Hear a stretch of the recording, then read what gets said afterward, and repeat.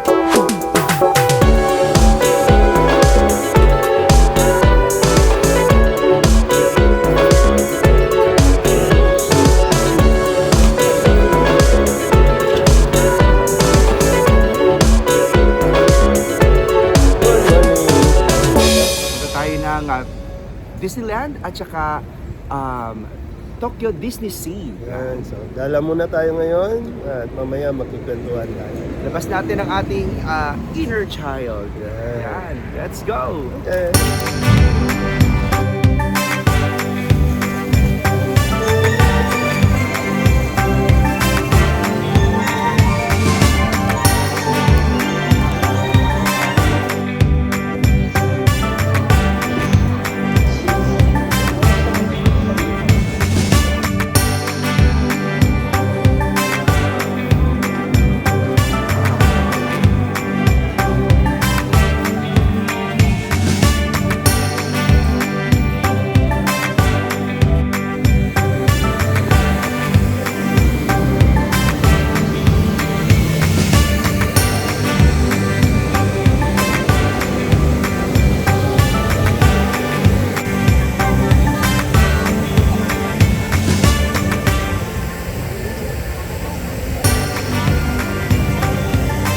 Tayo ngayon sa Tokyo Disney Sea. Yan.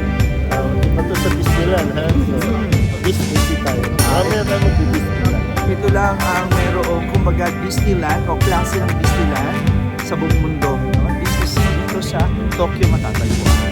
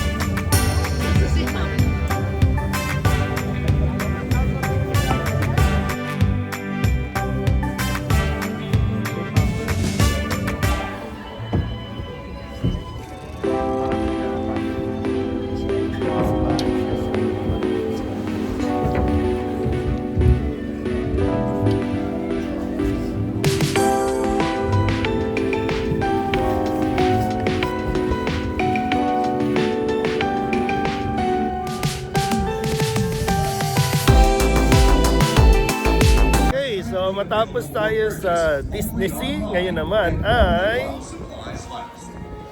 Same-day tickets cannot be purchased at the park ticket booth. Welcome to Disneyland in Tokyo! 本日入園可能なハーフチケットについては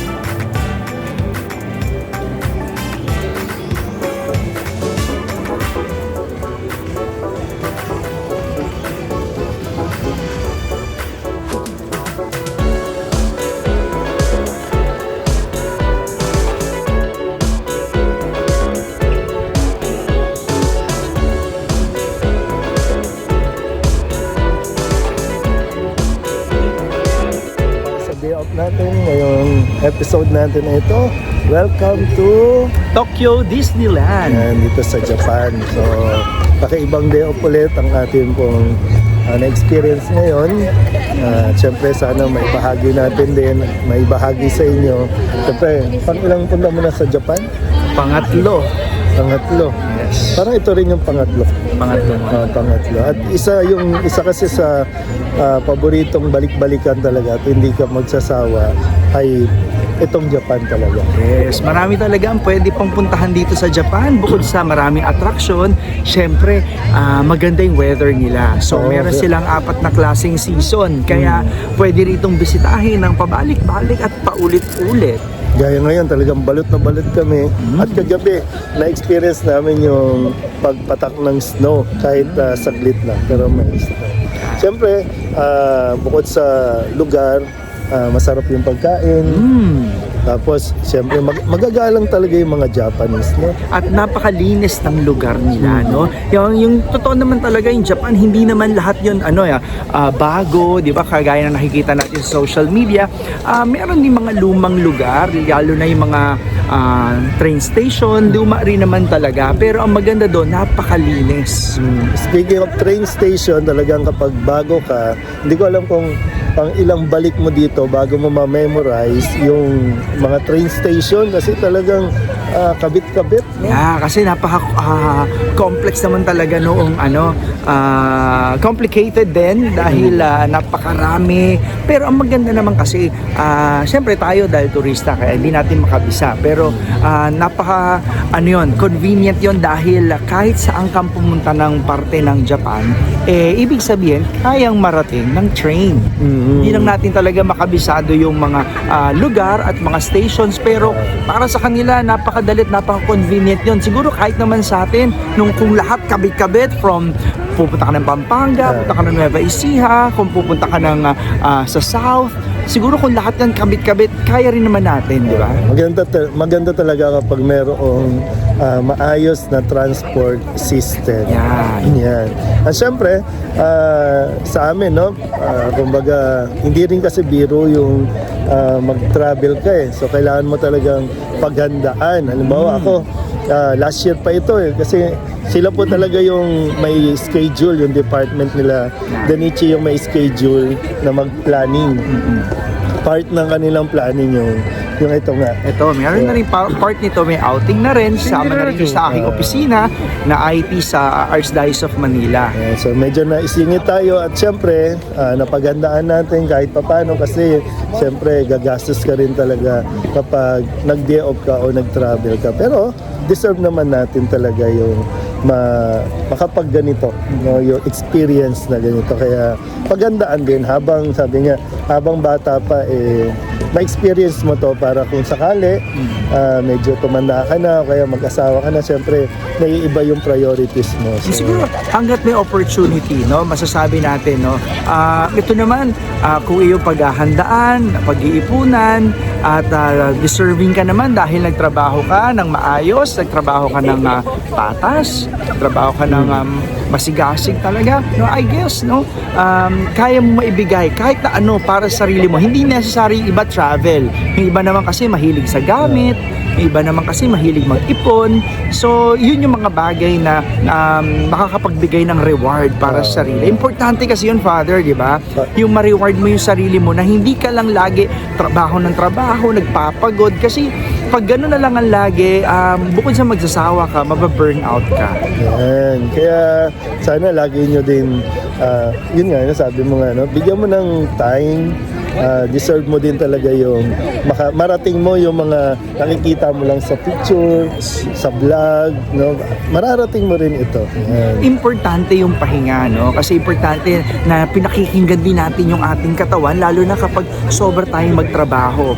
Hindi lang naman pahinga in a sense na walang ginagawa, pero yung maalis mo yung sarili mo sa usual mong schedule, sa usual mong stress, usual mong iniisip at pinagkakaabalahan, malaking pagre-recharge ng sarili mo yon, ng isip, at saka syempre ng yung spirit, para maibalik mo ulit yung drive mo, no? Kasi kung lagi na lang puro trabaho, lagi na lang puro stress, so talagang susuko rin naman ng katawan.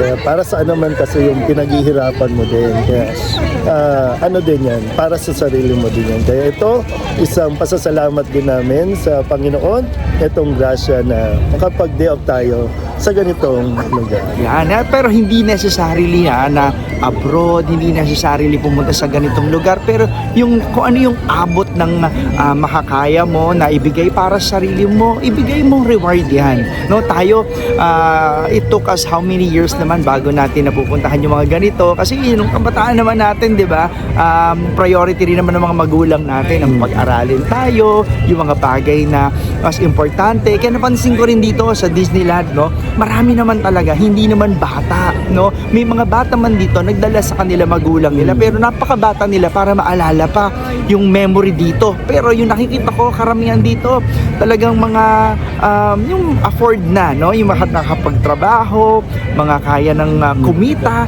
kaya dadala nila yung sarili nila sa ganitong lugar. Okay, kaya libutin pa natin ang Disneyland dito sa Tokyo at hayaan niyo ipakita namin sa inyo ang ilan sa mga magagandang attraction dito. Okay, let's go!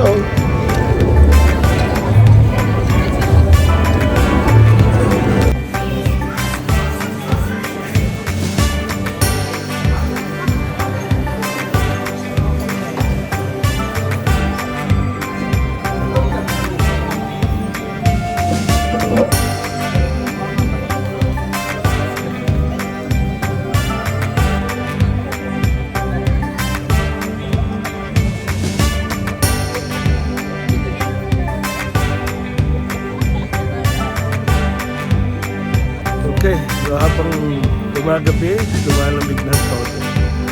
Lamig.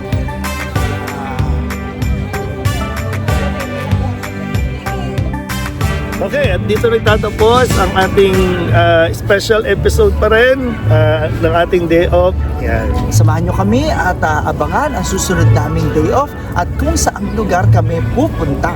Kaya kung pagod ka na, Kailangan mo naman magpahinga kaya iset mo na ang araw para huminto. at huminga, gawin ang iyong araw bilang T-Day! Father Douglas. And Father Denichi. Special edition ng Tokyo, Japan. Dito sa Disneyland.